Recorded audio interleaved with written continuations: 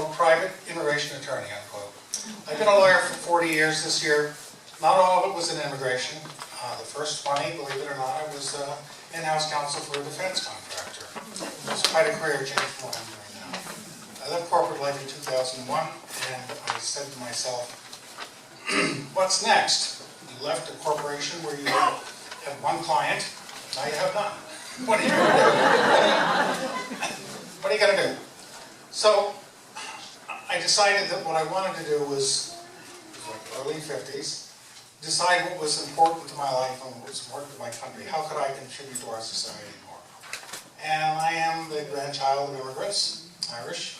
In fact, transportation workers in New York City, was born in the Bronx. I went back to those roots and I said, what is it that makes this country what it is?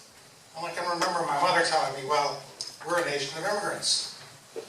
That is a value that is special about America, and that is a value that should be sustained and encouraged. Okay?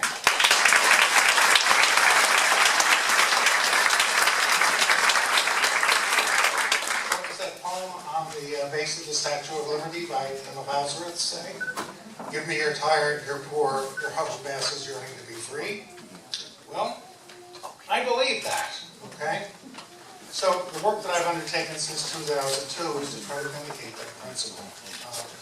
I do some business immigration, but mostly I do asylum work, family immigration to try to keep families together, defensive removal, which is the post-1996 term for deportation, and a variety of other technical tasks or applications whose objective is to keep people here who want to stay here and who deserve to stay here. Okay? And you have to keep focus on who deserve to stay here. That's important. We don't just try to keep everyone here. I mean, if someone's an aggravated felon, sorry, fellow. There are times, of course, when maybe they shouldn't be classified that way. Okay? So, when we look at the Trump administration and we see some of the opening moves on the chessboard, we see a move to exclude a huge swath of people of one ethnic group and one religion.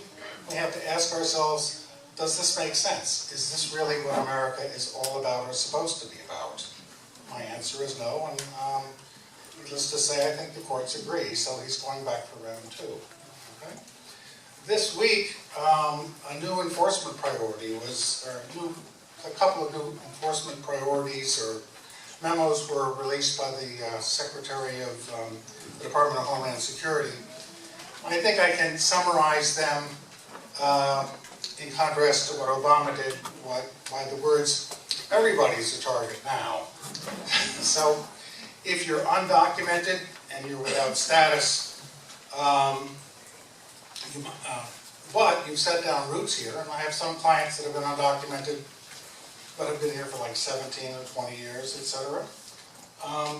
What are your options going to be? And what I can tell you is that the new guidance is extremely broad, is going to necessarily wind up breaking up multiple families, leaving many American citizen children destitute, and creating a vast swath of human misery throughout our society. I know that, I see that. The raid in Dover, for example. One parent who has an in absentia order of removal is going to wind up getting removed. His wife, and they have a 17-year-old kid, 17-month-old child, probably has the ability to remain here if they try to remove her, but because of some differences in the way the law is written, one parent's going to go. The family will have 1/3 of the income that it had before the person's arrest. Okay? Now, I'm not trying to defend the fact that the person made a mistake and didn't show up for his court appearance, but there has to be some tempering and leavening of the application of the law so that you achieve what I consider to be just results that make sense for society, that make sense for the people who are living here, who have been allowed to stay for decades with certain employers simply looking the other way because it was convenient to employ them without having to pay taxes and things like that. So, and in fact, I think our president may fall in that category.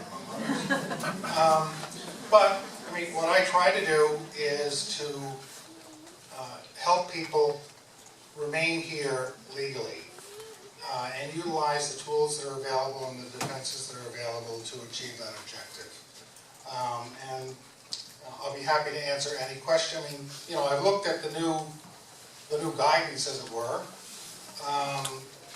I can see certain strategic things that are intended to harm vulnerable populations, like the flood of kids that have come from the south. Well, if you charge their parents with being alien smugglers, who are they going to be reunited with?